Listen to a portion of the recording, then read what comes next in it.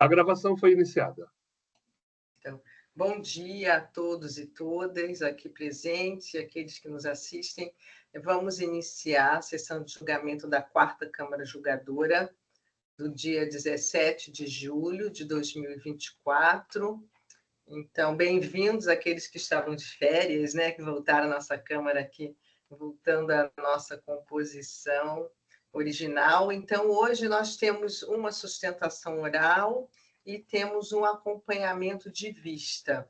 Então, em razão aí de um probleminha que foi solicitado que seja postergado o Companhia Piratininga, então nós vamos iniciar pela Térios Açúcar e Energia, o auto de infração 4.113.323, que o relator é o doutor Flávio Mitsuishi, a doutora Claudi está presente e já foi feita a sustentação oral, não é isso, doutora Claudi? Só está acompanhando, né?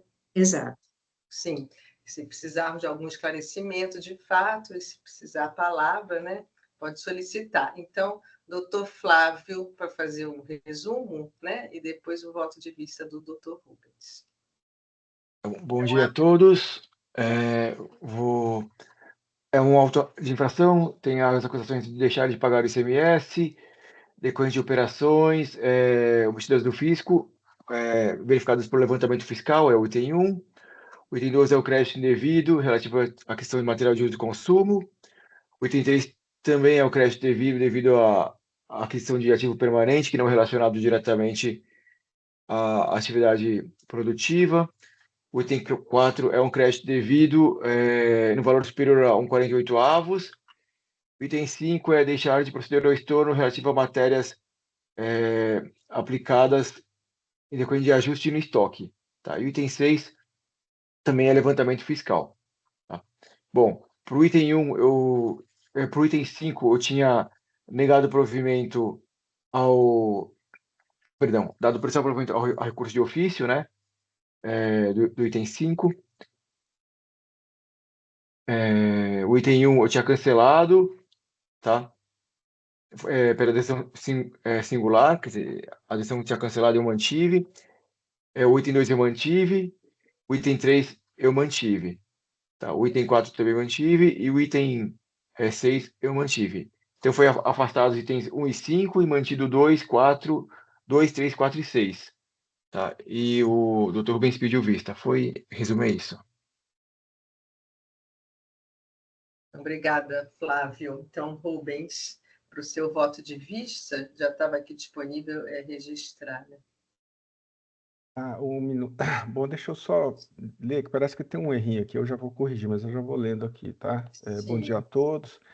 Então, eu pedi vistas com as devidas vênias ao ilustre juiz relator, para respeitosamente analisar com maior detalhe o direito ao crédito na aquisição dos produtos relacionados aos itens 2 e 3. Eu adoto o bem elaborado relatório produzido e passo direto ao voto. Então, como exposto pelo ilustre relator, o item 2 trata de glosa do crédito, escriturados pela aquisição do produto ARLA 32, produto que é consumido em conjunto com óleo diesel. Não se trata de um produto lubrificante, como equivocadamente alegado pela parte, e tem por finalidade reduzir a emissão de poluentes, transformando os tóxicos óxidos de nitrogênio em materiais não nocivos, como nitrogênio e água. A Instrução Normativa 23 do IBAMA dispõe que a especificação de agente redutor líquido, etc. Eu não vou ler tudo, né? Deixa eu ver se eu consigo fazer o resumo. Mas esse ARLA 32 é um produto de uso obrigatório em motores diesel e tem por finalidade reduzir o efeito poluente na queima desse combustível. Apesar de inicialmente ter afirmado, de forma equivocada, né, que o ARLA 32 seria um lubrificante, o autuado em seguida se emenda e afirma corretamente as folhas tais que o ARLA 32 é fundamental para o próprio desenvolvimento da atividade da recorrente, até porque, por ser aditivo químico com a função de redução de poluentes, é considerado elemento obrigatório em consonância com o que dispõe a resolução do IBAMA, do CONAMA. Ao instituir o Programa de Controle de Poluição do Ar por Veículos Automotores, referida à norma versou sobre a redução de emissões de poluentes, obrigando significativa quantidade de veículos movidos a diesel, mais especificamente aqueles fabricados a partir de 2012, a utilização de produtos capazes de reduzir a emissão de poluentes. Aludida à circunstância, a obrigatoriedade da utilização do ARA 32, constituindo elemento essencial à atividade da recorrente, foi ignorada pela decisão recorrida, que demonstra a fragilidade, etc, etc. Então, percebe-se que seu uso é obrigatório e, de forma alguma, se confunde com lubrificantes, aditivos ou demais produtos do gênero. Desta forma, entendo que sua aquisição pela indústria dá direito ao aproveitamento de crédito, pois é um produto diesel obrigatório e necessário dos motores a diesel do setor produtivo, se consumindo juntamente com o diesel no acionamento desses motores. Então, por esse motivo, eu cancelo o item 2. E quanto ao item 3, eu concordo com o ilustre relator quanto ao fato de que o autuado deixou de apontar objetivamente o emprego dos produtos adquiridos no estabelecimento, de forma a determinar se de fato atende aos pressupostos legais, quais sejam o emprego do produto nas atividades relacionadas ao objeto social do estabelecimento, condição apontada pelo próprio recorrente como necessária para que haja direito ao crédito. Como se percebe as folhas tais, o contribuinte alega apenas questões de direito, não se refere em momento algum aos materiais adquiridos e seu emprego no estabelecimento. Aí eu falei, dessa forma, mantém o item 4, mas eu estou falando do item 3, né? Por isso que eu tenho que corrigir isso daqui antes de registrar o voto. Então, na parte dispositiva, eu conheço e nego provimento ao recurso de ofício, conheço e dou parcial provimento ao recurso ordinário, afastados os itens 1, 2 e 5, mantidos os itens 3, 4 e 6. Juro súmula 10. O voto, eu só vou corrigir o erro de fato ali e já registro o voto. Sim, obrigada, doutor Rubens. Então, aqui, só uma dúvida, né, esclarecendo essa questão aí dos itens, né? O nega provimento ao recurso de ofício, então, o item 1, ele já tinha sido afastado, né? Ai, ai, ai, acho que sim. Isso, Flávia. Aí, afastados o 1, que já tinha sido pela decisão recorrida, né? Sim, O 1 e 2, 5, isso, 1 e 5 eu tinha afastado já na minha decisão. sim, aí agora o item 2 foi incluído, né? Afastado. Então, por isso que ficou 1, 2 e 5. Né? O voto, registrei o voto, tá? Sim, tá. Obrigada, então. Rubens, então, estão abertos os debates. Até a doutora Andréa, da representação fiscal, né? Bem-vindo aí, se eu não estava no dia, então, se quiser, no dia que foi proferido o voto, foi feita a sustentação oral, mas fica à vontade também, se quiser falar alguma coisa, tá bom? Então, estão abertos os debates. O doutor Flávio confirmou, né?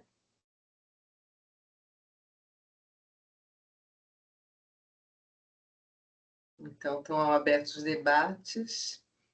Se ninguém quer se pronunciar, né? Então, podemos encerrar os debates. Eu vou acompanhar o doutor Rubens, tá? Eu entendo nessa mesma linha, né, de afastar o item 2, né? O 1 já estava, então o 2 o provimento parcial, né? E o recurso da Fazenda não provido. Também acompanho o Rubens. Então, vou encerrar os debates. As questões ambientais estão mais do que em voga, né? Sim, também acompanho. Então, podemos verificar o quórum.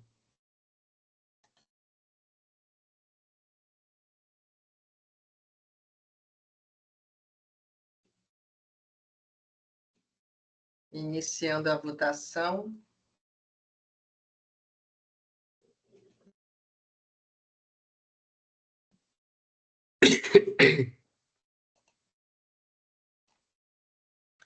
Então, o resultado, prevaleceu o voto do doutor Rubens, né, com o recurso ordinário conhecido, né, e parcialmente provido, e o recurso de ofício não provido. 3, né, foram 3 os votos, esse é o resultado, doutora Claudia. Tá? Então, encerrando aqui o julgamento, encerrando a votação, né, encerrando o julgamento desse caso.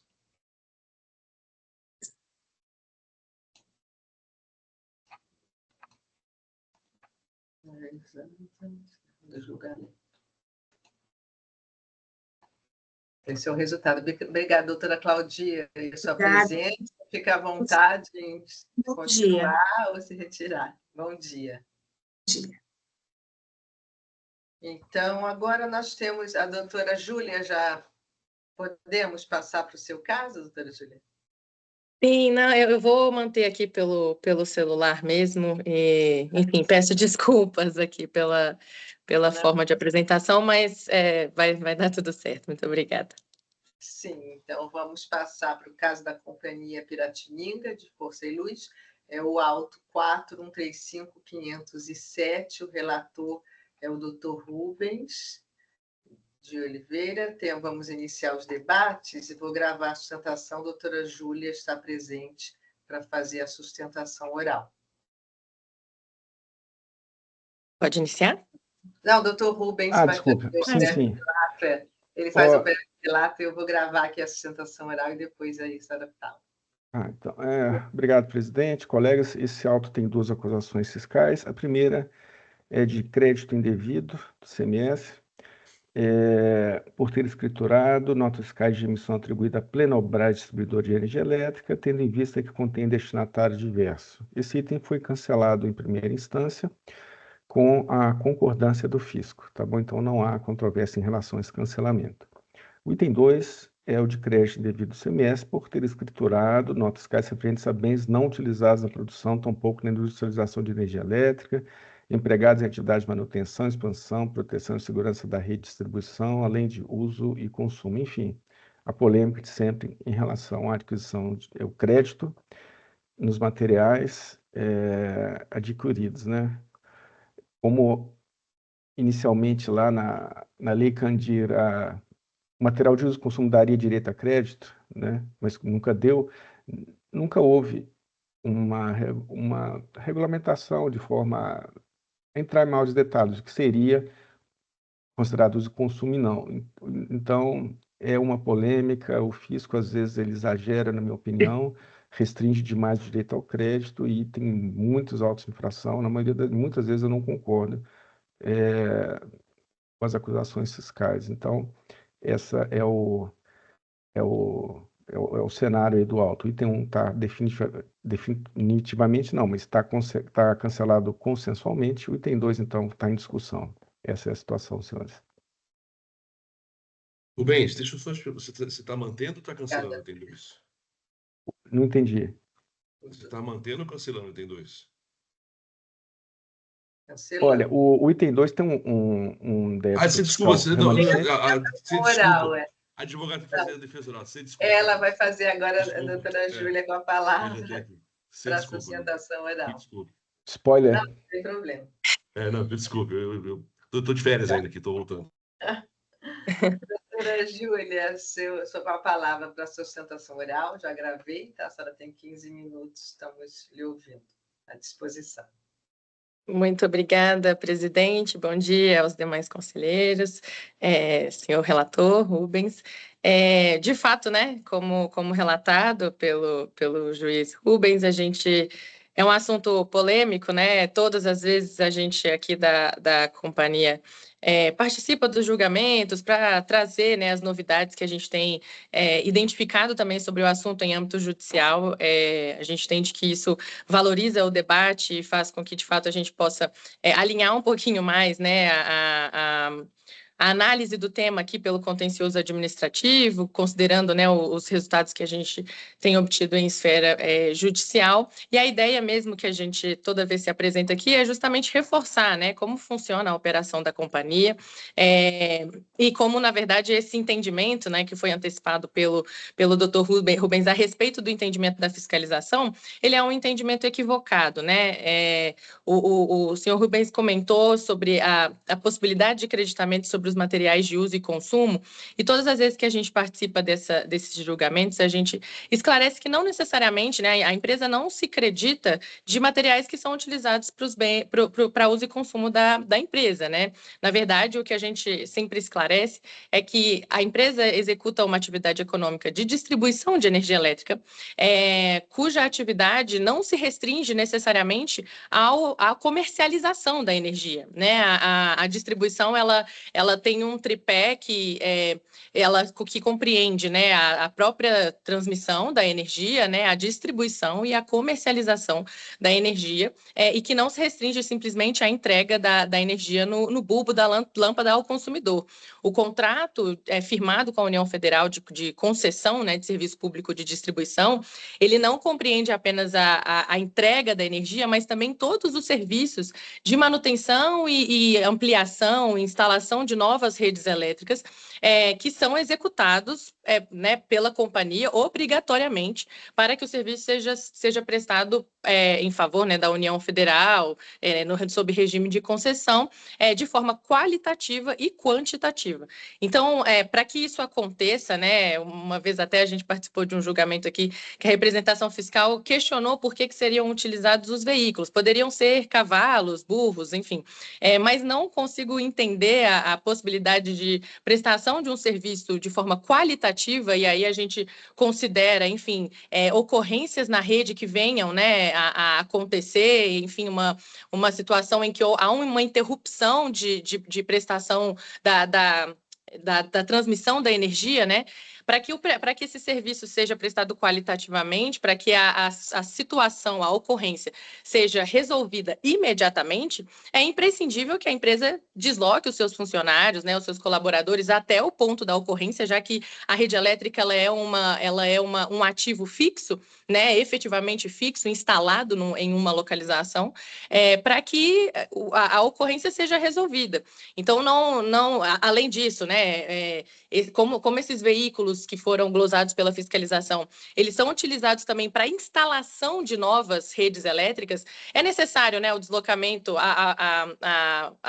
deslocamento mesmo de cabos, escadas, postes, que são feitos por meio dos caminhões, dos veículos utilizados pela empresa, e isso a gente sempre esclarece que são veículos essencialmente operacionais, né? Nos processos judiciais que nós tivemos a oportunidade de elaborar a prova pericial, geralmente a gente pede, né, a elaboração de uma prova que conte com um engenheiro elétrico e civil, para comprovar que, de fato, os veículos que são creditados pela companhia são veículos essencialmente operacionais, que são utilizados para isso, para deslocar um poste de uma localização a outra, sem o que não sequer seria possível, né, a transmissão da energia e a entrega dessa energia ao consumidor, dando, né, ocorrência aí ao fato gerador do ICMS.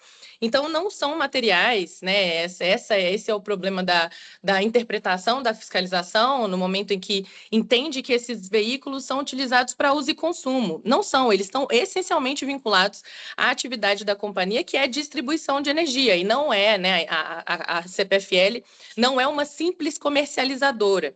Ela não faz apenas a intermediação entre a geradora e o consumidor. Existe também essa parte, mas a empresa ela se dedica à atividade de distribuição, e como distribuidora, ela também é obrigada a expandir essa rede, ela é responsável por toda a manutenção da rede.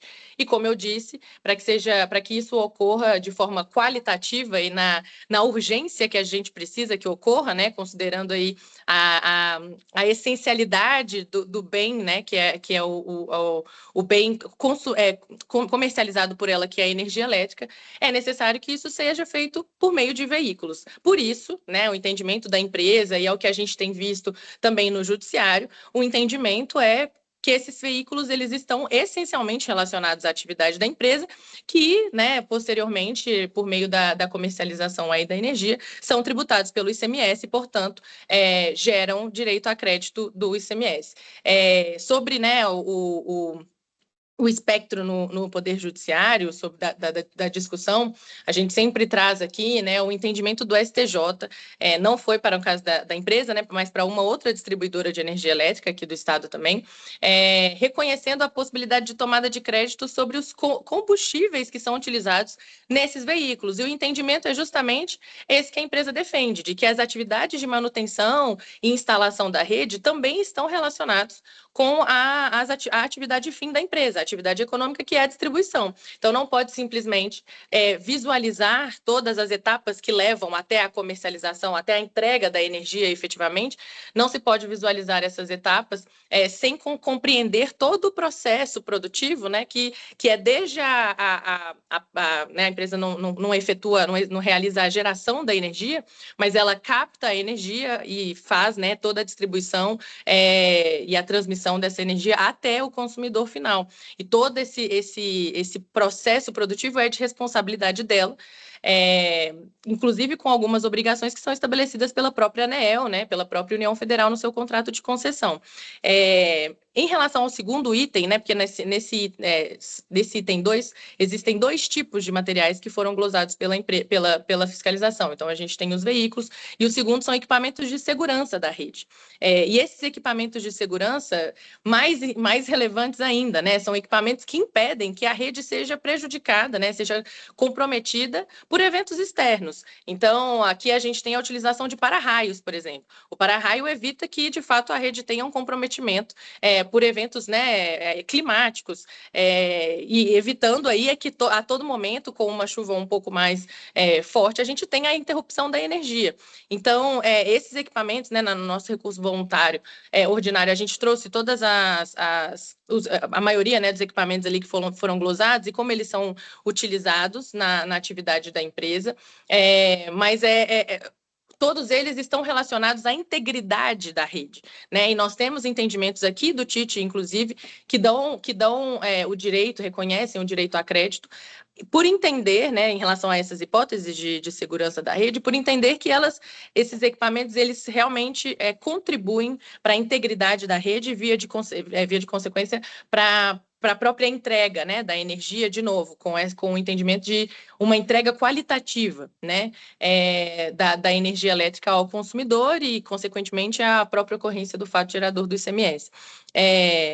Como é um assunto bastante conhecido aqui já pela Câmara, né, pelo próprio TIT, são essas as minhas considerações, né, e a gente fica à disposição para eventuais debates, caso ocorram. Muito obrigada pelo tempo, desculpa novamente pela apresentação, muito obrigada pelo tempo e um bom dia a todos.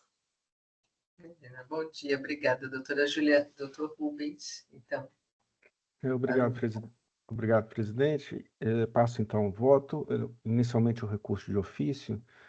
Quanto ao cancelamento do item 1 e a retificação da penalidade do subitem 2.51, não há controvérsia a respeito, e então eu mantenho esse cancelamento do item 1 e a redução da penalidade do subitem 2.51. Recurso ordinário. O item 2 trata de acusação de crédito indevido do imposto na aquisição de materiais que, segundo a acusação fiscal, são de uso e consumo do estabelecimento. Houve pagamento parcial do item em relação a alguns materiais, os quais o contribuinte reconheceu como sendo de uso e consumo. Em relação à parcela restante, o débito fiscal foi mantido na decisão anterior. Inicialmente, não se aplica o parágrafo 4º do artigo 150 do CTN, nos termos da súmula 9 desse TIT, e no mérito, vamos ver então os materiais adquiridos pelo contribuinte em relação aos quais há controvérsia em relação ao direito ao crédito. São cabos de aterramento, defensas, guarda-reios, esferas de sinalização, fitas de autofusão, numerações adesivas, relés de proteção, fusíveis, para-raios e veículos. A FESP alega que, abre aspas, somente podem ser considerados como insumos de produção os materiais que se consomem integral e imediatamente no processo produtivo, bem como os que integram o produto final. No presente caso, ao contrário do que alega a autuada, estamos diante de materiais de uso e consumo os quais não possuem direito ao crédito por não se consumir imediatamente ou integrar o produto final, ainda que participem da manutenção da atividade fim, que é a comercialização de energia elétrica. A impossibilidade do direito ao crédito decorre do fato de que os bens objeto do item 2, veículos, ferramentas e equipamentos, não são indispensáveis à distribuição de energia elétrica, ocorrendo a entrega da energia elétrica ao consumidor na maior parte do tempo, sem necessidade do emprego desses, como é o caso dos veículos. Volto ao voto aqui. Em se tratando de energia elétrica, não há que se falar em consumo imediato, integral no processo produtivo ou integração ao produto final, devido à própria característica da energia elétrica, incluída no conceito de mercadoria por uma ficção jurídica, e assim deve ser tratada. As distribuidoras de energia elétrica não geram energia elétrica, mas tão somente a distribuem, não podendo, entretanto, serem enquadradas no conceito de revendedores ou atacadistas em virtude, novamente, da própria natureza da energia elétrica, que é imaterial e depende de toda uma infraestrutura para sua distribuição, a qual não pode ser enquadrada no conceito de transporte de mercadorias. Enfim, a distribuição de energia elétrica se refere a características próprias e, desta forma, deve ser encarada.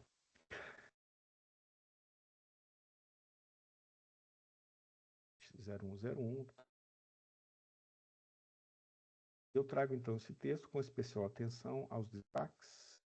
Destaques são que a Secretaria da Fazenda admite o crédito em aquisição de produtos químicos utilizados no tratamento de água afluente e efluente no controle de qualidade de teste de insumos e de produtos.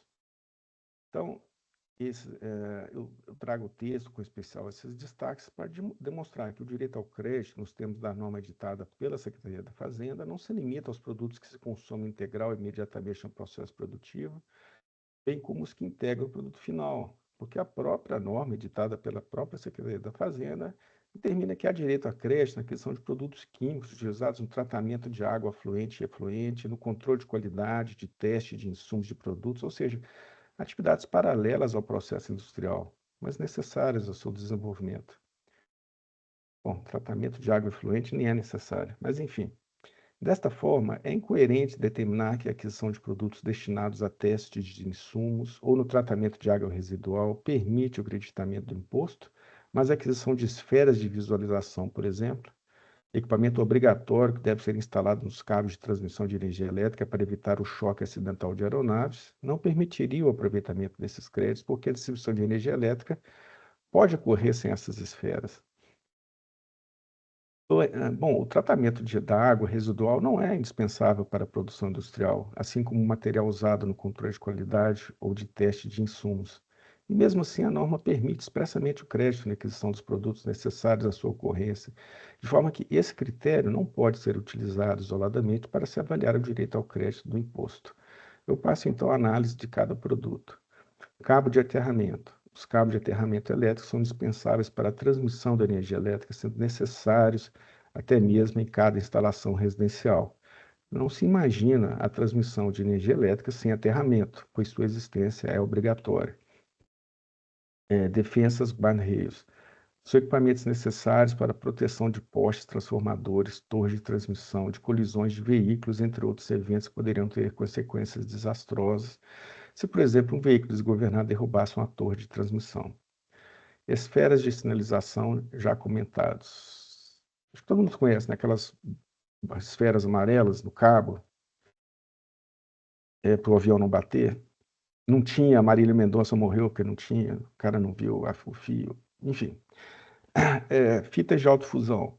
São fitas isolantes especiais usadas em reparos e instalações nas linhas de transmissão de energia elétrica.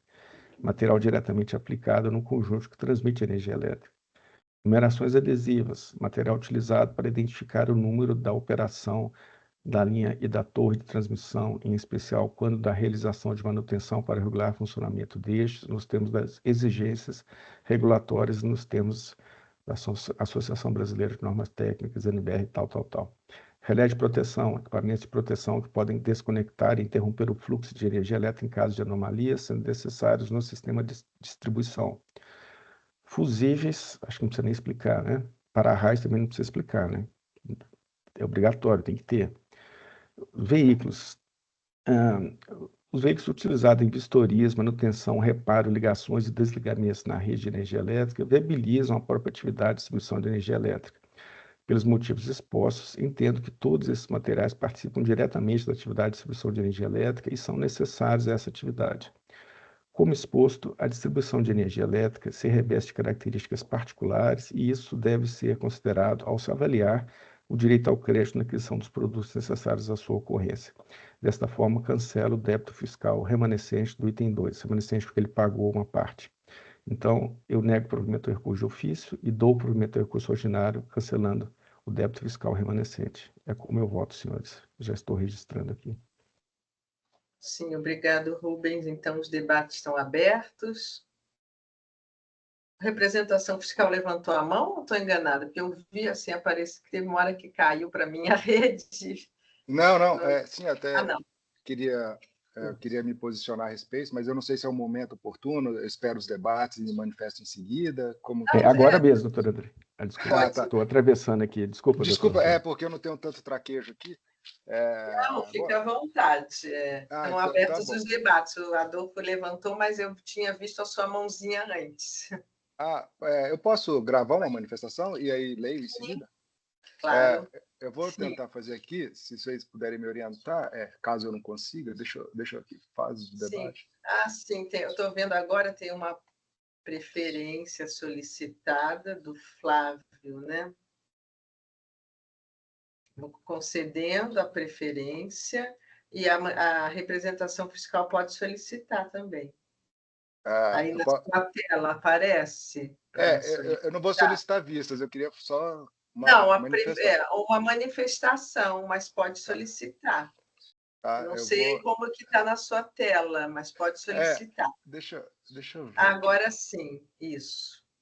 Apareceu aqui, solicitada essa manifestação, então concedida para o doutor André e para o doutor Flávio.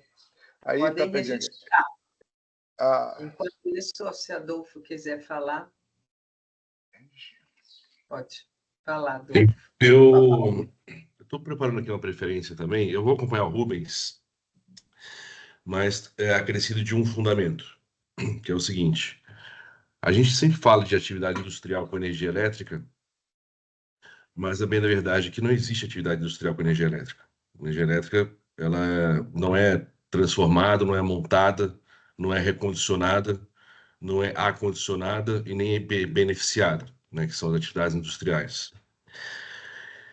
E, por natureza, a energia elétrica ela não pode passar para o processo industrial, né? Você não faz um produto novo da energia elétrica, você usa energia elétrica ou para vender ou para utilizar no processo produtivo de alguma outra coisa. Então, o que eu estou escrevendo aqui é que isso não é processo industrial, porque não está nem no artigo 4º do RIP, nem no artigo 4º do nosso regulamento CMS. E, por natureza, a energia elétrica é um ativo intangível, que foge ao conceito de mercadoria, justamente pela falta de tangibilidade, que é o que caracteriza a mercadoria, né? Então, a rigor, não teria nem CMS sobre energia elétrica, porque não é mercadoria qualificada para tanto. Mas há ICMS sobre energia, porque a Constituição Federal fala que tem. Só por isso que tem incidência de ICMS sobre energia, né? Não estaria no conceito clássico de mercadoria, onde requer a tangibilidade. Isso ficou muito claro quando o Supremo julgou lá o ICMS ou ISS sobre software, né? Ficou claro que o software não é mercadoria porque ela não é tangível. Mas como a Constituição Federal fala que tem ICMS sobre energia, então tem. O que eu estou colocando aqui é que, além dos fundamentos do Rubens, sendo a energia elétrica uma mercadoria intangível, qualificada como sendo sujeita ao ICMS pela Constituição Federal, e, portanto, atrai para si todas as questões de ICMS, tudo isso que foi colocado aqui pelo Rubens e pela advogada, me parece que seriam ativos condizentes à atividade mercantil da energia, né? Então, é isso que estou colocando. Estou acolhendo o fornecedor do Rubens e ainda colocando com uma outra possibilidade de entendimento a respeito do tema. Eu já estou terminando aqui de fazer a minha preferência e já peço um sistema. Pode solicitar, né? Aí eu abro aqui para registro. Então, doutor André, já registrou, né? Eu registrei, não sei se vocês conseguem visualizar. Sim, está aqui como concluída. Tá.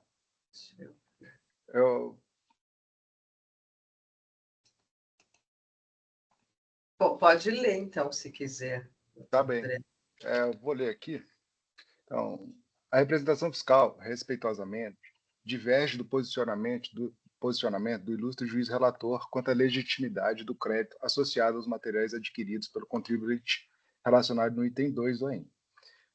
O ilustre juiz relator entendeu, em resumo, que os materiais adquiridos, cabo de aterramento, guarda-reios, esferas de sinalização, fita de autofusão, numeração adesivas, relés de proteção, fusíveis, para-raios veículos, participariam diretamente da atividade de distribuição de energia elétrica e seriam necessárias essa atividade, razão pela qual entendeu serem legítimos créditos apropriados. Bom, o referido item 2 se refere ao crédito indevido do ICMS decorrente da aquisição de mercadorias integradas ao ativo imobilizado referente à entrada, além de uso e consumo, de bens empregados na manutenção, segurança, transporte e expansão, que, por suas características, são alheios à atividade do contribuinte, que é a distribuição de energia elétrica. Acerca do crédito relativo à aquisição de bens e equipamentos não atinentes à atividade do estabelecimento e sobre aqueles de uso e consumo, assim dispõe o RICMS. Eu cito o artigo 66 e os incisos 1 e 5, vou pular a leitura, e sigo. De forma resumida, para que determinado bem não seja alheio à atividade do estabelecimento para fins de crédito do ICMS, é necessário que o bem do ativo permanente, sob análise, seja instrumento direto para a prática da atividade tributária. Na presente lide, a empresa distribuidora de energia elétrica tem como atividade, obviamente, distribuir energia. Para tanto, se utiliza de bens tais como postes, torres, transformadores e outra infinidade de equipamentos pelas quais circula a energia elétrica. A atividade desenvolvida por meio de tais equipamentos faz parte diretamente da atividade de distribuir energia e, por consequência, em relação ao estabelecimento distribuidor, eles não são alheios à atividade tributada do estabelecimento. A mesma sorte, no entanto, não cabe aos bens e equipamentos utilizados para, por exemplo, a manutenção da rede elétrica. Isso porque a atividade desenvolvida por intermédio deles não são coincidentes, nem em partes, com a atividade de distribuir energia elétrica. Esta, sim, sujeita a ICMS. Eles são instrumentos utilizados para a instalação e manutenção da rede elétrica, e não instrumentos de produção, comercialização ou transporte de energia elétrica. Logo, os bens e equipamentos utilizados na instalação e manutenção da rede elétrica são alheios à atividade de estabelecimento e distribuição de energia. Esse entendimento, no sentido de que o direito ao crédito de bens e peças adquiridos condiciona-se à relação imediata com a atividade fim do estabelecimento, já se encontra pacificado por parte da Câmara Superior do TIT, exemplo da decisão proferida no processo DRT 05.4.122.684/2019, nos termos do voto do ilustre juiz relator, Dr. Marcelo Amaral Gonçalves de Mendonça, a que tratou de bens e veículos utilizados na manutenção da rede. Aí eu cito a decisão, né? Vou pular a leitura e continuo. Assim, há que se diferenciar os bens utilizados direta e imediatamente na atividade fim do estabelecimento de distribuição de energia elétrica daqueles bens que se prestam à expansão da rede de distribuição ou mesmo para a manutenção da mesma, que são bens cuja aquisição não permite a tomada do crédito do imposto. Tendo em mente essa fundamental distinção realizada acima, que encontra amparo na legislação tributária e na jurisprudência do TIT, cumpre-nos analisar a possibilidade da tomada de crédito em relação à aquisição dos cabos de aterramento, guarda-reios, esferas de sinalização, fita de autofusão, numeração adesiva, relés de proteção, fusíveis, para-raios e veículos. Quanto aos veículos utilizados em vistoria e manutenção da rede de distribuição elétrica, tipicamente, portanto, empregados na atividade de meio, nessa condição, são inábeis para proporcionar o direito ao crédito do ICMS ao respectivo adquirente, como visto anteriormente no voto supracitado. Em relação aos bens destinados à proteção e à segurança, para-raios, relés de proteção, fusíveis, cabos de aterramento, esferas de sinalização, cuja função é sinalização, e guarda-reios, cuja função é proteção contra choque de veículo, entendemos que eles não são equipamentos utilizados diretamente na atividade de fornecimento de energia elétrica, a qual pode existir independente da existência dos mesmos. O fato de não existir um para-raio ou guarda-reio, por exemplo, protegendo a rede elétrica, não impossibilita ou inviabiliza o fornecimento de energia elétrica. Não estamos dizendo que para-raios, relés, fusíveis não possam ter um papel importante ao impedir maiores danos advindos de eventuais descargas ou anomalias elétricas nas redes de distribuição, ou que os rod-rails não sejam indispensáveis para evitar danos decorrentes de choque de veículo contra postes. Mas essas funções não fazem com que esses materiais efetivamente participem da atividade de fornecimento e distribuição de energia elétrica. Assim, a finalidade desses equipamentos de proteção, como o próprio nome sugere, visam a segurança e a proteção da rede de distribuição de energia elétrica. Sua função, portanto, não é fornecer energia elétrica ou possibilitar a distribuição de energia elétrica.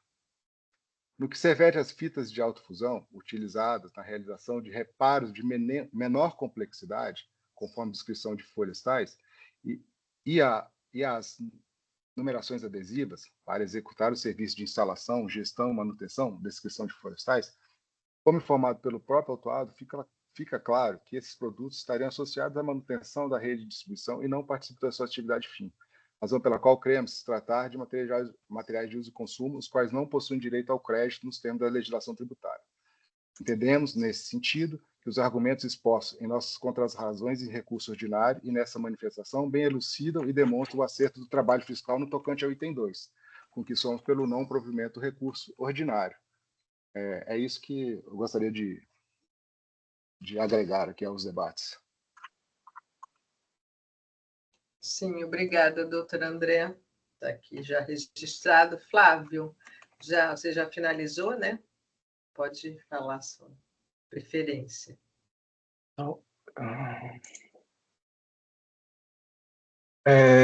Se você puder abrir novamente para mim, eu só tenho que fazer uma pequena alteração aqui, por gentileza. Sim. Ok, está aberto.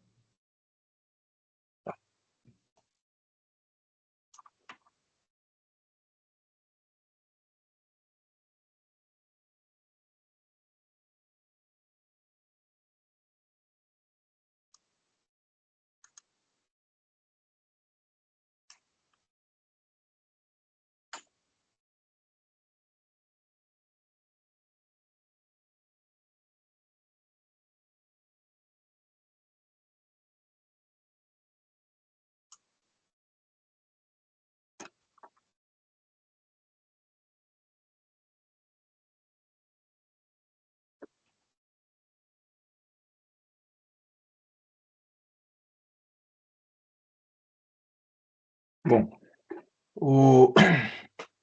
a preferência é mais em relação a materiais que são relativos à manutenção, né? Então, eu adoto muito bem elaborado o relatório do Dr. Rubens, mas considerando as funções da Igreja Cristã Superior, que tem a função principal de uniformizar a jurisprudência desse tribunal, e ela vai no sentido de que veículos e peças adquiridos para atividade de manutenção da rede elétrica não dão direito ao crédito, pois não têm relação direta relação imediata com a atividade fim do estabelecimento. Tá? Eu apresento voto vista para manter os veículos, fitas de autofusão e numerações adesivas no item 2, tá? Aí eu transcrevi um trecho de um voto da Igreja Câmara Superior, de um acórdão, né? Foi unânime, publicado em novembro do ano passado, tá? Que ele fala o seguinte: os veículos e peças adquiridos para atividades de manutenção da rede elétrica não dão direito a crédito, pois não têm relação imediata com a atividade fim do estabelecimento, tá? Então, é nesse sentido, tá? Então, eu acompanho o relator nas demais questões, mas eu divirjo no item 2 quanto aos veículos, as fitas de autofusão e as fitas e as numeração adesiva, tá? Bem no sentido daquele entendimento da Fazenda de que o bem do ativo imobilizado dá direito ao crédito, normalmente, mas as partes e peças compradas posteriormente para a manutenção do mesmo ativo, esses não dão direito ao crédito, tá? Nesse sentido.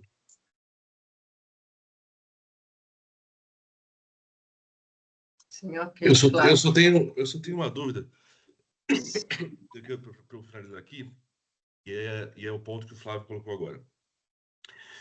Veículos, postes, etc., são imobilizados, não há dúvida nenhuma. Cabos Também não. Agora, esses itens de paz e peças de manutenção, em algum momento ficou claro que era ativo mobilizado ou não?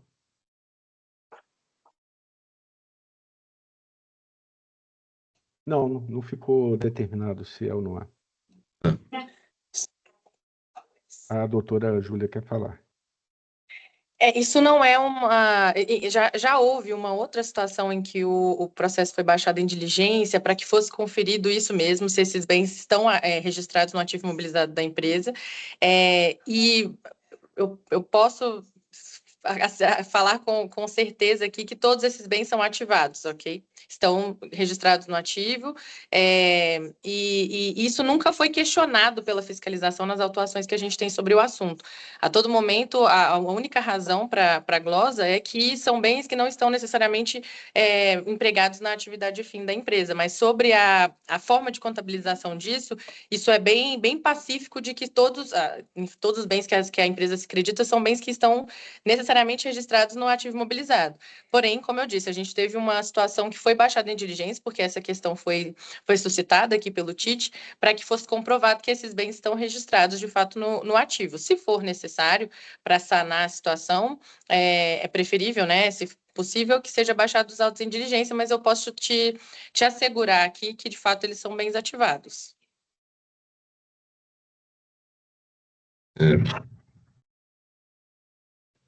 Flávio, quer Não, falar? não precisa não, já estou fazendo aqui. Então, eu acho que não há dúvida que são bem ativados, porque na própria acusação do item 2, ele fala que eles foram retirados esses itens do crédito do ativo permanente, aí do CIAP. Então, eu acho que é incontroverso que são bem ativados. Tá? Mas na acusação também fala que são atividades de manutenção, esse é o meu ponto, por isso que eu mantenho uma parte, manutenção. Agora, expansão da rede, aí eu acho que é um novo ativo, né? Então eu não vejo problemas, né?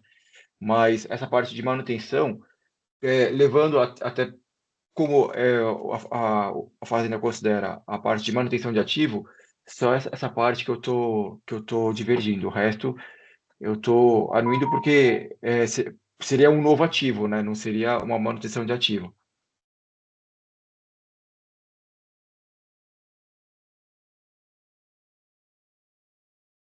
É isso.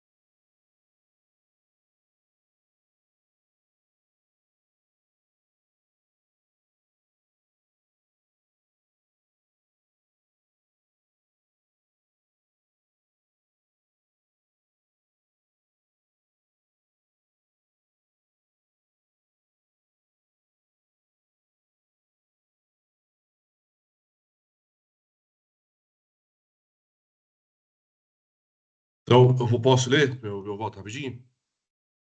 Sim, claro, por favor. Então, acompanhe o juiz relator, Dr. Rubens, a quem parabenizo pelo voto, mas acrescento os seguintes fundamentos. De acordo com o artigo 4º do RICMES e artigo 4º do RIP, os processos industriais se resumem às atividades de transformação, montagem, beneficiamento, recondicionamento e acondicionamento. A transformação de energia elétrica não se enquadra em uma dessas atividades. Penso, por isso, que há um erro fundamental na caracterização da energia como processo industrial. Da operação com energia como bem industrial. A energia elétrica é um ativo intangível, que foge do conceito clássico de mercadoria, justamente porque não é tangível. Logo, a princípio, não havia incidência de ICMS sobre operações com energia. Aliás, como até mesmo assim entendeu o Supremo, logo, ante sua intangibilidade, a princípio não haveria incidência de ICMS sobre operação com energia. Aliás, como até mesmo assim entendeu o Supremo ao julgar a incidência de ISS, não de ICMS, sobre softwares. Um dos fundamentos foi a necessidade de a mercadoria tributável pelo imposto estadual ser tangível. Entretanto, a Constituição Federal estabelece expressamente a incidência de ICMS sobre energia elétrica. Por isso, e só por isso, há incidência do imposto, de modo que fica aberta a possibilidade apenas para a energia elétrica, para que o ICMS venha gravar a operação com um bem intangível. E, em razão disso, há a atração de todas as regras do imposto ao seu contribuinte. Diante disso, portanto, logo, há a possibilidade de aprovação de crédito ICMS de todos os ativos necessários à consecutividade das atividades mercantis à hora atuada. Afinal, veículos, Porsche, é a DNCAT 1 ou 2 de 2000 que fala de ativo? Quanto por causa dos? O item 2. Não, a decisão normativa CAT. Salvo engano, eu acho que é a 1.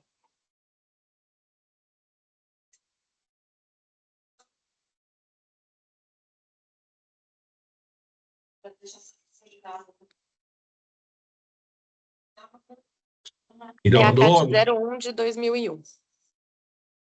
não é essa de insumos, tem uma que é só de ativo, que acho que é a 2 de 2000. Coloquei aqui. Logo, a possibilidade de apropriação de crédito de CMS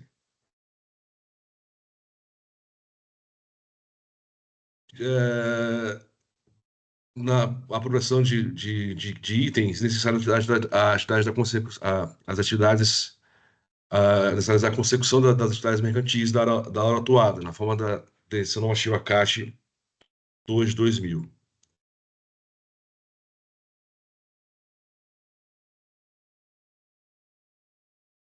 Afinal, veículos, portes e cabos são itens do ativo imobilizado e usados em sua operação, e usados diretamente em suas operações.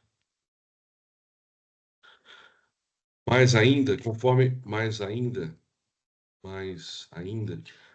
trazido no momento da sessão de julgamento, todos os demais itens aqui discutidos estão registrados no ativo imobilizado.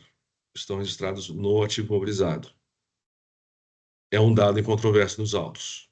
Portanto, mesmo classificando as operações autuadas como operações mercantis, subsiste o seu direito aos créditos sobre as aquisições de todos os bens versados nesse processo. Ante o exposto, acompanhe o voto do ilustre juiz relator, inclusive seus fundamentos, mas também acrescido das razões aqui apresentadas. Então, esse é o meu voto. Vou registrar agora. Sim, ok. Obrigada, Adolfo. Alguém mais? A representação fiscal? Não. Que eu vejo, aparece um sinalzinho aqui na minha tela, no nome do representante fiscal, não? Levantando a mão. Não. Tá. Aparece aqui, não sei se de vocês Desculpe. também, para mim aparece. Né? Então, eu vou até me pronunciar, né, sobre também... assim, a matéria, né, já é discutida já de longo tempo, né? Eu mesma já tive votos em Câmara julgadora, né, em recurso ordinário, no sentido de cancelar os itens.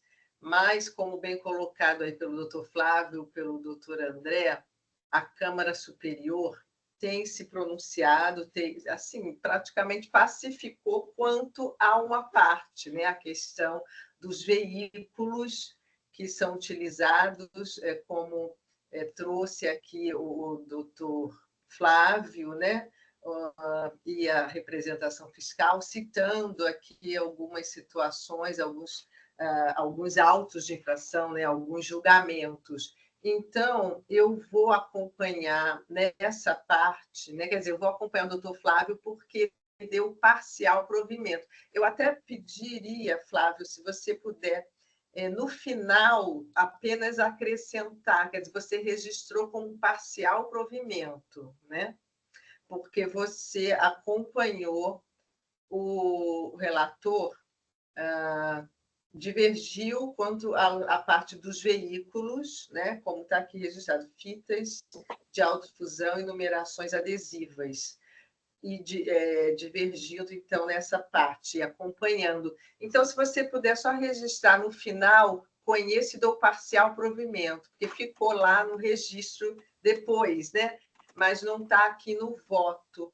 Eu acho que seria para esclarecer. Vou fazer alteração. Tá. Eu vou aqui conceder, acho que está aberto, não, editar, né? Para ficar mais claro, né? Eu vou acompanhá-lo nesse sentido de parcial provimento, porque assim, é bem discutida toda essa, né, todos esses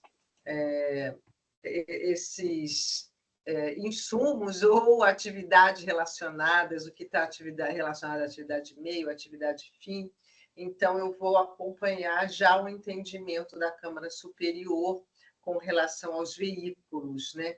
E essa questão da atividade de transmissão de energia que destina-se à manutenção da rede, que não há direito ao crédito. Então, eu acompanho o doutor Flávio. Vou pegar aqui a cola com o Rubens, só para me guiar aqui, Rubens, que eu estou te acompanhando. Me ajuda aqui no recurso ordinário, conhecido integralmente e provido, né? Provido. Recurso de ofício, não provido. Conhecido integralmente, não provido. O cancelamento integral do auto. Beleza. Do auto remanescente, né? Sim. Pronto, já fiz meu registro. Está registrado, presidente. Ótimo, então, obrigada a todos. Podemos, então, encerrar os debates, né? Estão aqui todos registrados.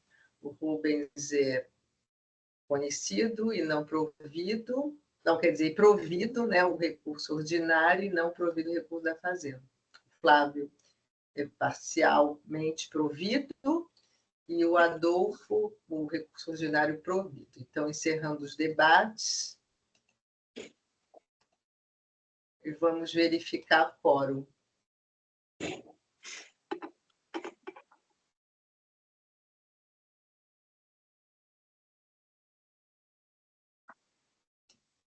Iniciando a votação.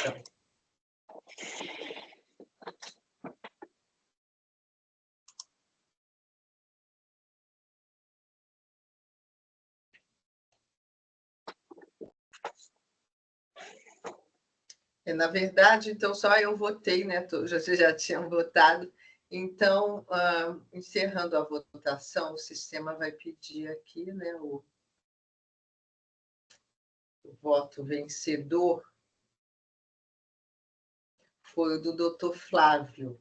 Então, eu vou registrar que o voto vencedor, porque eu acompanhei o Flávio, né? O Adolfo acompanhou o Rubens, mas foi um voto separado. Então, o recurso ordinário fica conhecido e parcialmente provido, e o recurso de ofício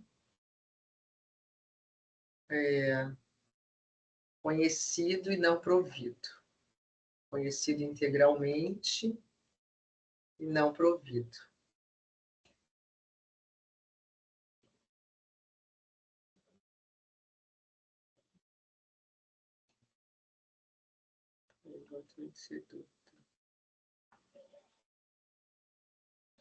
Estou vendo aqui direitinho para registrar direito, porque senão depois, para não dar aquele problema do registro, a bolinha ficou diferente.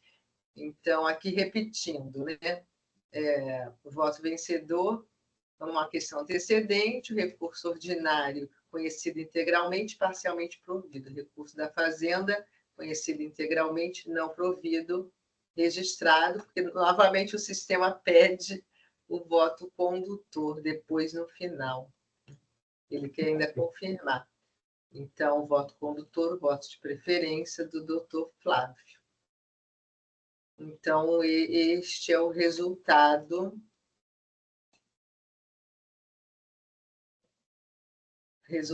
do caso da Companhia Piratininga, o auto 4135.507.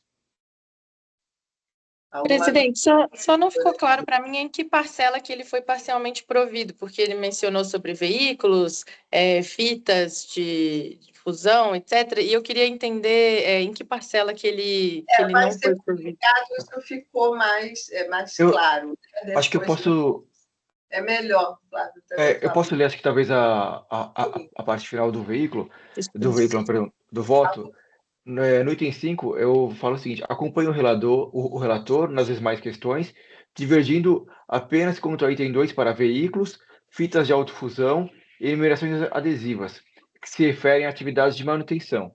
Então, são os 3 itens que estão sendo mantidos, tá? Aí então é isso. No E em demais, eu relação acompanho a o todos. relator. Assim, em Isso, relação a todos os demais que foram autuados, então mantém-se o voto do relator no sentido de reconhecer o crédito. Ok. isso é no sentido que se refere à manutenção, né? E os demais se refere à expansão da rede. Expansão da rede, então, é um novo ativo, não é manutenção. Então, no sentido do que entende a superior e eu acompanho, é isso. Isso. Ótimo. Aí Muito acompanha o obrigada. relator, é cancelado nos demais itens, por isso parcialmente provido. Muito obrigada. Muito obrigada a Obrigada. todos, bom dia e até a próxima. Até. Bom dia. Bom dia.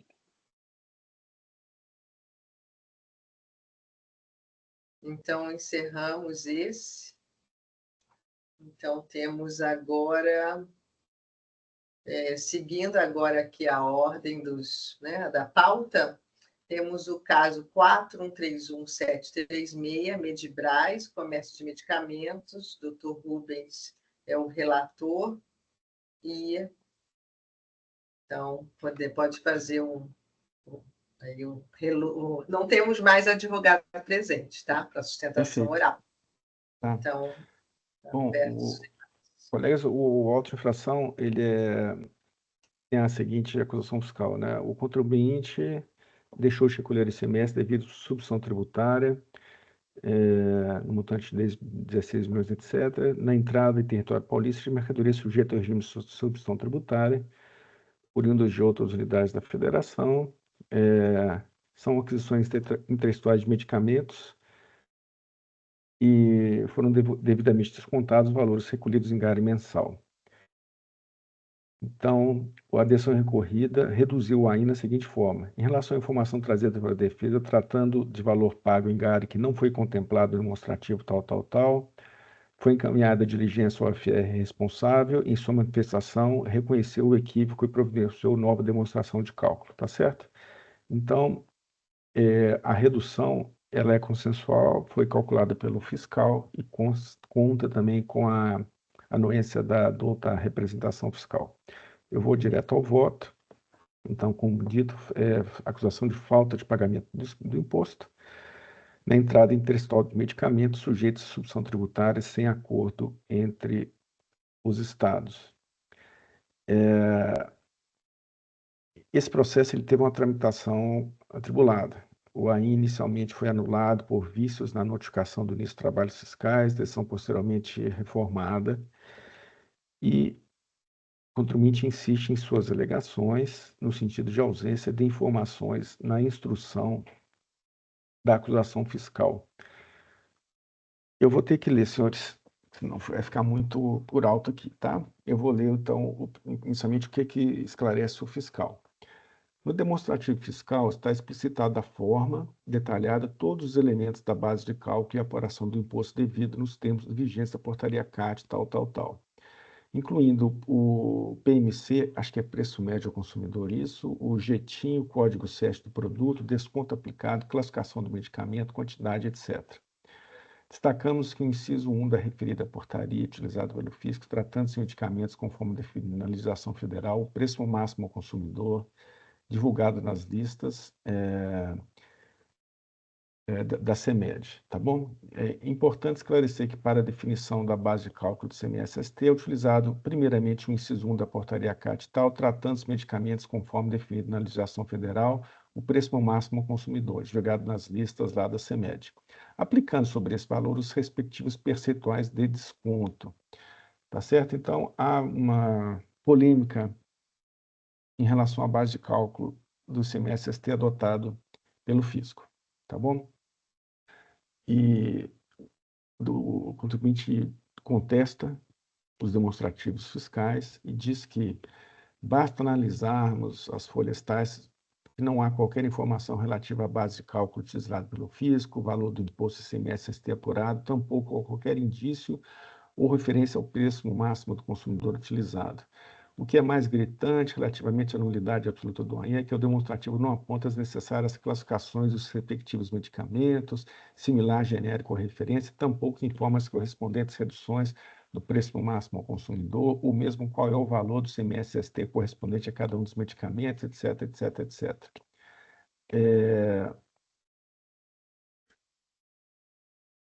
E o julgador devolveu o processo ao fiscal em busca de informações. O fiscal ele reafirma que, conforme discriminado nas colunas demonstrativas do fiscal, foram identificados para cada medicamento os respectivos valores do código GTIN, IVST, classificação tipo ilícita, percentual do desconto, PMC e quantidade.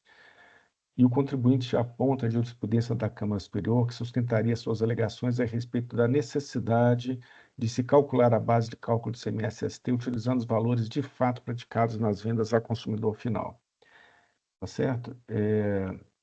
Então, inicialmente eu nego o provimento do recurso de ofício e quanto ao recurso ordinário. A existência de um relatório circunstanciado, ainda que desejável, não é obrigatório no auto de infração. As consultas realizadas pelo contribuinte relativas a preços praticados no mercado são inócuas, pois o que se deve observar são as normas dispostas na legislação tributária.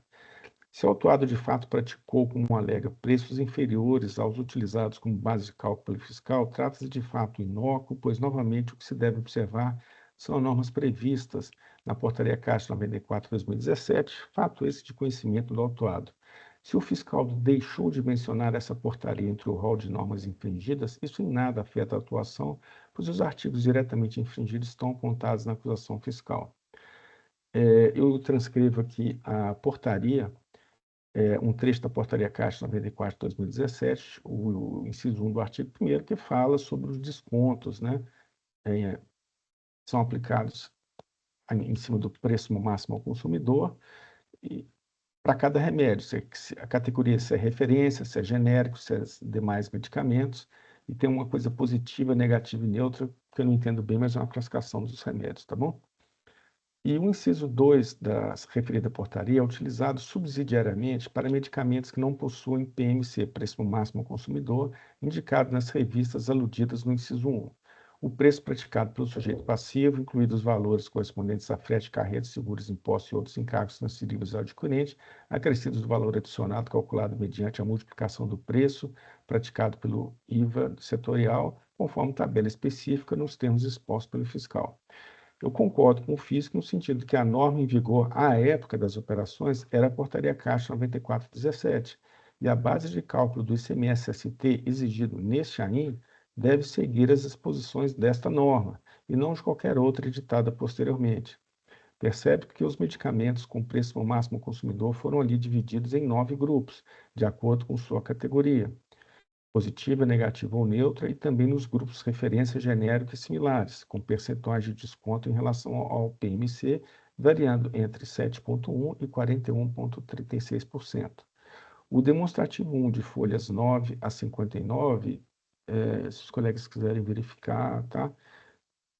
Contém todas essas informações. Ali constam as identificações da documentação de entrada, a identificação do medicamento, o código GTIN, o código CEST, a classificação em genérico similar referência, hipótese de inclusão em cesta básica ou farmácia popular, o PMC 12% ou 18%, a porcentagem de desconto em relação ao PMC, o valor do produto, a base de cálculo do ICMS-ST e o valor do CMS-ST.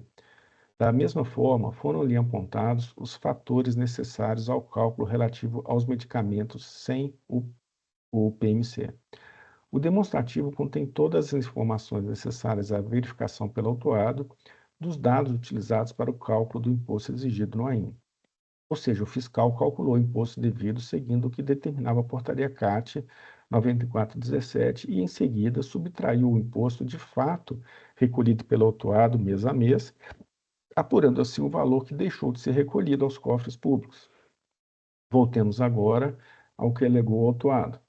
Pede-se vênia ao nobre julgador administrativo para que, realizando uma análise comedida sobre os demonstrativos do AIM, conclua se é possível identificar nos autos a classificação do respectivo medicamento adotado pelo fisco, o GTIN, a base de cálculo de forma unitária, os descontos aplicados, de acordo com a classificação, e qual o valor do CMS-ST apurado por medicamento e nota fiscal. Mas não dá para entender, porque todas essas informações estão claramente dispostas no mencionado demonstrativo de folhas 959. Eu não percebi nenhuma dificuldade em identificá-las, eu, que nem sou do ramo, bati o olho e entendi tudo na hora, né? O contribuinte questiona: em qual página do AIN consta a lista de preços omitidas junto à CEMED para fins de demonstração da correta base de cálculo, possibilitando a comparação analítica entre os preços de mercado, data máxima vênia e resposta ao questionamento derradeiro do contribuinte só pode ser essa. Não há nos autos qualquer prova. Ora, a lista do PMC da CEMED é pública, tá? Como bem sabe o autuado, não cabendo ao fiscal juntá-la aos autos, porque ela contém, sei lá, milhares de itens, como é também sabido pelo autuado. Se houvesse algum erro material cometido pelo fiscal no demonstrativo 1, em relação a valores, classificação dos medicamentos, PMC, percentual de desconto ou qualquer outro elemento ali presente, bastaria o contribuinte apontá-lo de forma objetiva e comprovada.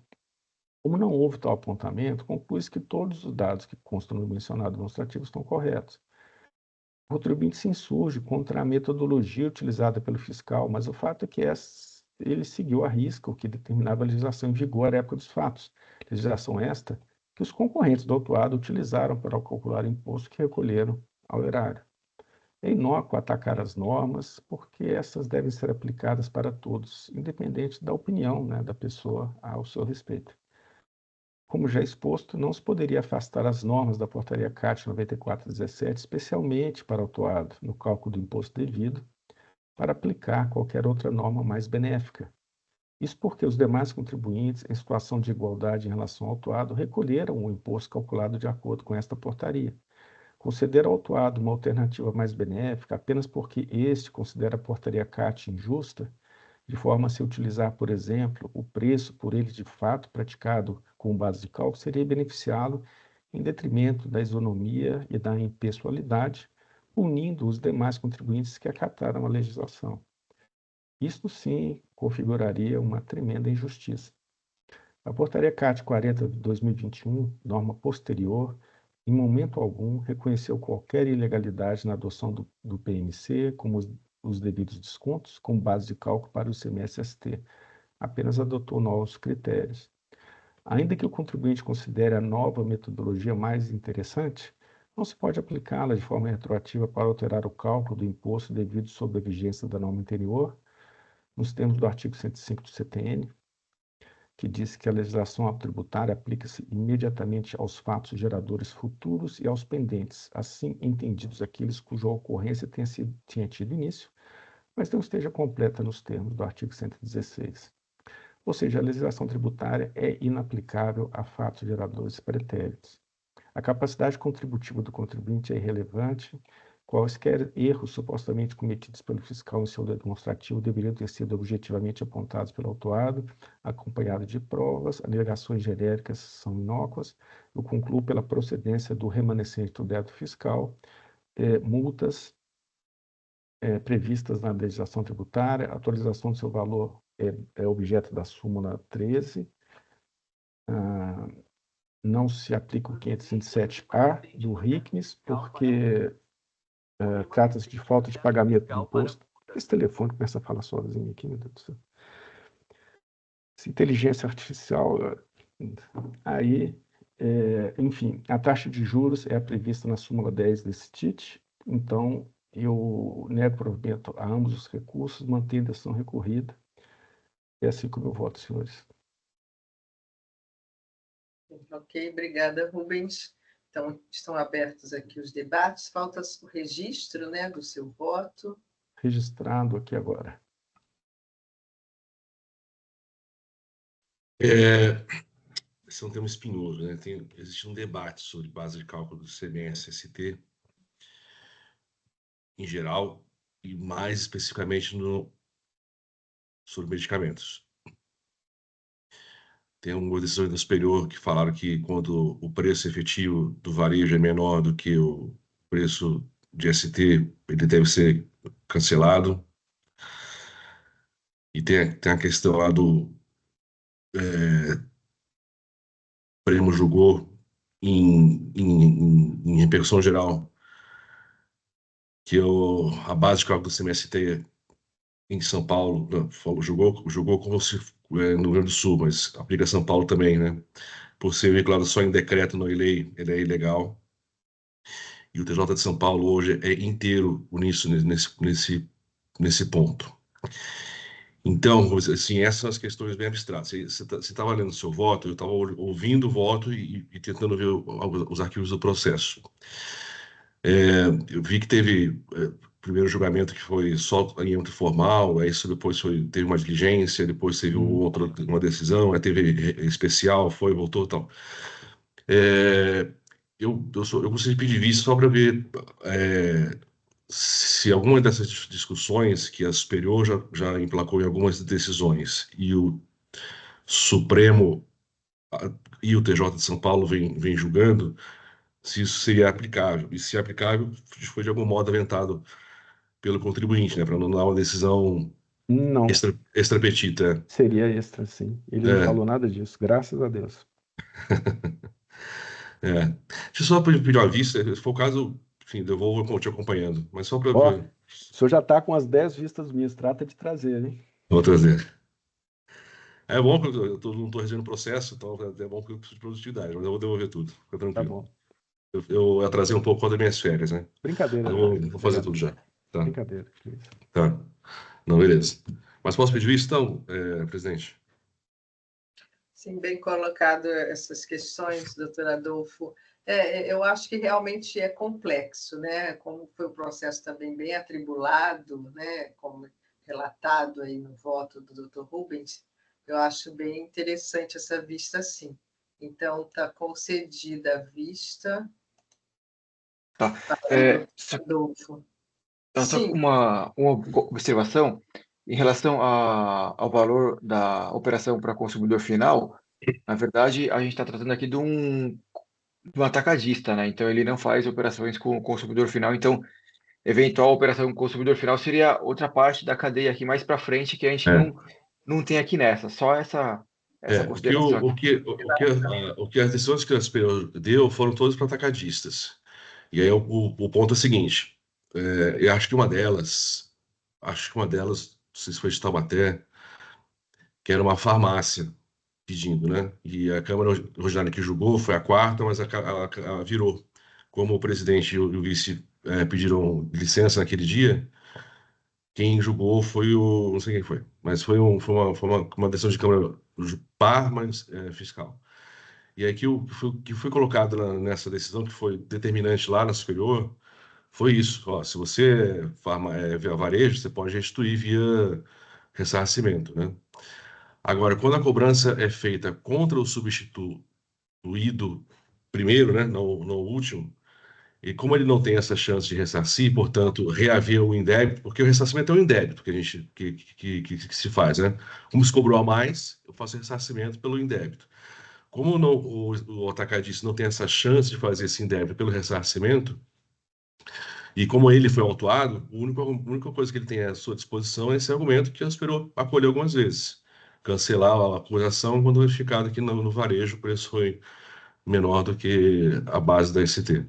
Então, assim, eu quero só dar uma olhada e confesso que eu não sei como está hoje essa posição da Superior. Bom verificar direitinho, sim, né? A gente ter essa... Só uma dúvida aqui, desculpe. Seria o recurso de ofício essa parte? Desculpa. Não, o ordinário. O ordinário. O ofício foi incontroverso. Foi incontroverso, tá. Não, a citação da Câmara, da decisão da Câmara Superior, você colocou no recurso de ofício, né? Eu? Aqui que eu li, né? Então estou confundida. É Boa Vista, sim. Pode... O que você ia falar? Eu vou aqui abrir novamente também seu voto. Tá. Mas, Adolfo, só uma dúvida. Por exemplo, o atacadista recolheu o ICMS-ST e passou para o varejista, certo? E o varejista praticou um preço inferior lá na frente, certo? É isso? Não, o ponto, numa cadeia normal, numa situação normal, o atacadista ele faz o recolhimento do ST, quando entra no Estado, né?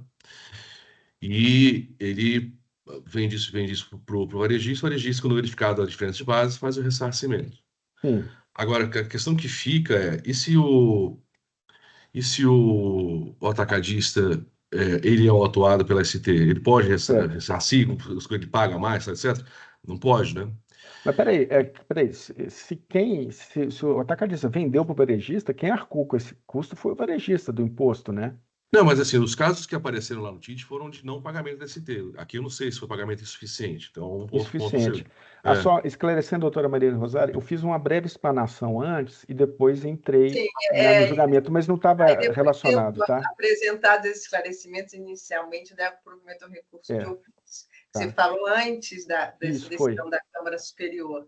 foi Isso é que eu sim, estava aqui prestando atenção. Eu acho interessante, eu também, assim, até em razão dessas questões, agora essa dúvida também, eu vou pedir vista também, se o doutor Rubens aí me permite. Eu, É um tema muito controverso esse, né? Que É, foi aqui no nosso TIT, né? boa. Via superior, e o judiciário também tem algumas decisões. Enfim, é uma coisa que acho que merece dar uma olhada, só para ver se, né, os detalhes se encaixam nessas discussões ou não. Sim, Não, eu acho que realmente é interessante, sim. Então, doutor Rubens, eu concedi vista para o doutor Adolfo e eu também solicitei vista e concedi vista com a sua ok, autorização, tá claro, bom? Mas tem. vamos resolver logo também, né?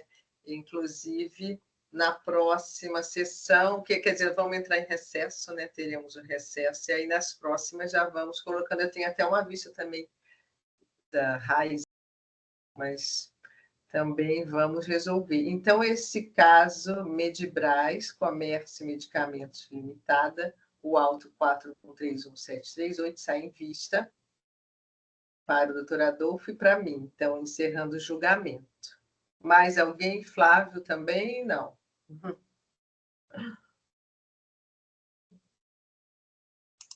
Não, presidente, não, eu acompanhei a leitura do voto e eu também olhei pelas provas do processo.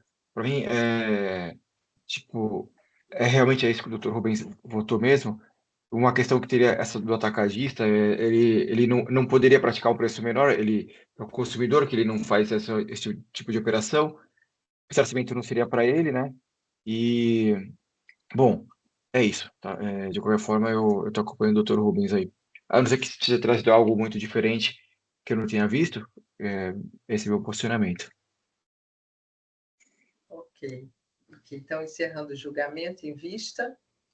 E vamos passar ao último do dia de hoje, né? Que é o auto 5024469. Eu sou a relatora, não temos advogados para sustentação oral, né? Então, eu vou fazer aqui um relato, é um recurso ordinário do contribuinte. A decisão monocrática manteve o auto de infração e são 5 acusações fiscais, né?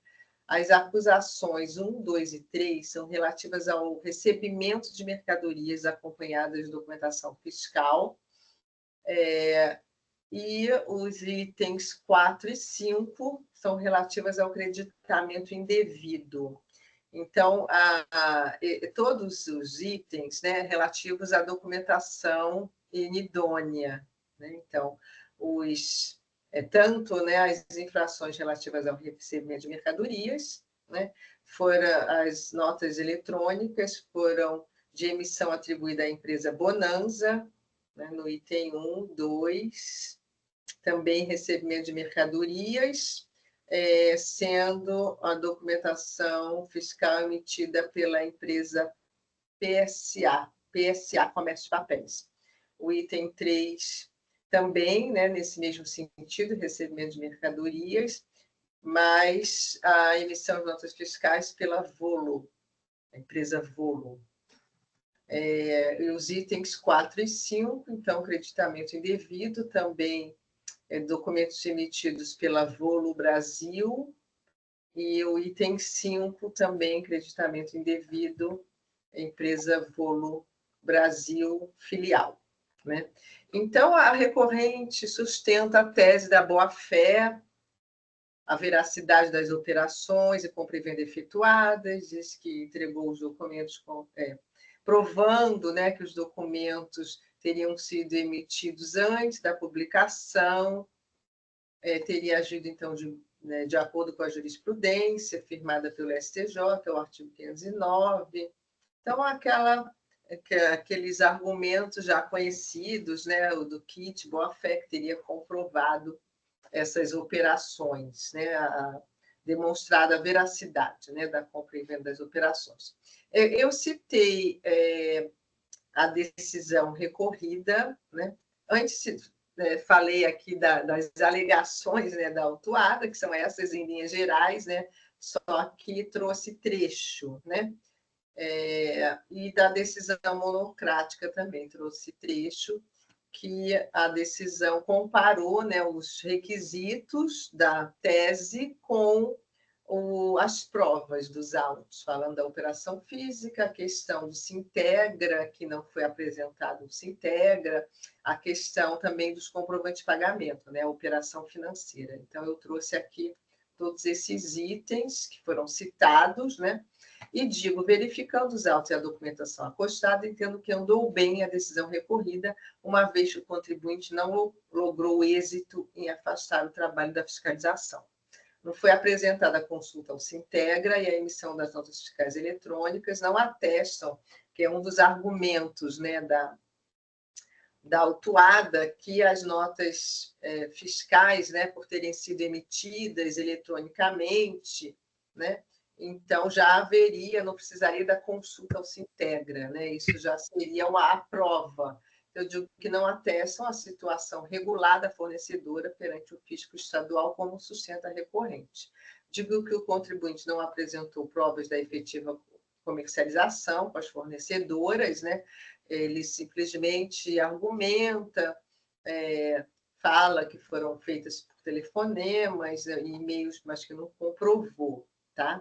Então, eu também falo dos comprovantes de pagamento, que os supostos comprovantes de pagamento, aqui eu citei as folhas, né? Olhei aqui várias folhas que eu apontei, foram agendamentos para pagamentos, né? E também foram complementados, aí cito aqui as outras folhas, que também depois ele trouxe mais documentos. Então, porém, como bem apontado também pela fiscalização, os pagamentos foram efetuados à pessoa diversa, que é um beneficiário BSA Comércio, né? E a empresa a Bonanza seria a fornecedora das mercadorias, que está no campo, né, sacador avalista.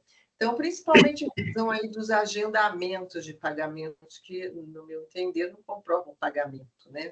Foram agendamentos. Então, eu neguei provimento ao recurso ordinário do contribuinte, mantendo a decisão recorrida, e finalizei dizendo a respeito das notas fiscais também terem sido em datas anteriores à publicação, então também não é um argumento, né, mais plausível, né, a matéria está pacificada, então conheci do recurso, neguei provimento, mantendo a decisão recorrida dos seus próprios fundamentos. Então, este é o voto, senhores, e os debates estão abertos. Eu acompanho a relatora. Papel é realmente um problema. A escritura é cheia de complicações e, como não há provas, acompanho a relatora. Eu também. Foi também. Ok, então, encerrando aqui os debates e vamos para verificar o quórum.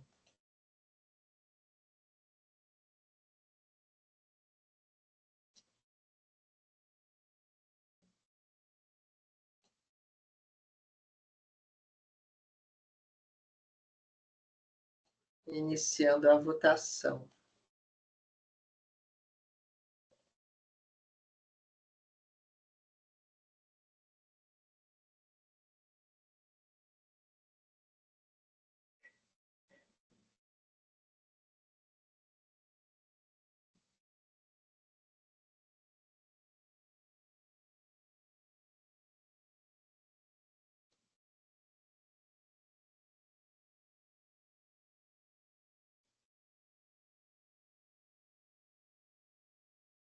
Adolfo, falta o seu voto.